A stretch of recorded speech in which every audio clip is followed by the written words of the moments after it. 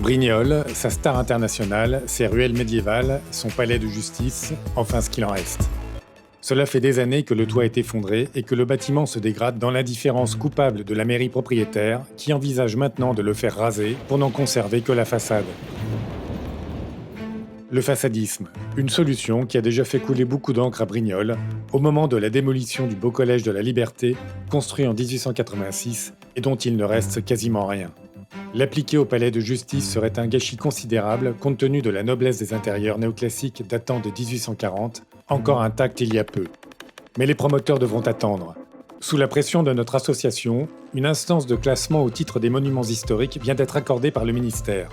Celui-ci doit désormais obtenir de la ville qu'elle mette le bâtiment hors d'eau, au besoin en faisant réaliser ses travaux d'office, c'est l'urgence.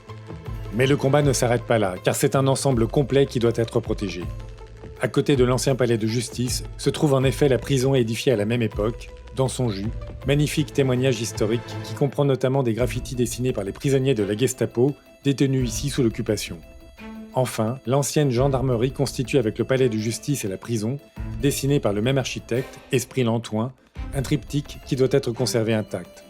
Pour préserver l'harmonie stylistique aussi bien que la mémoire de la ville de Brignoles, nous demandons donc le classement de cet ensemble néoclassique remarquable et la mise en valeur de la place et de sa fontaine datant de la même époque.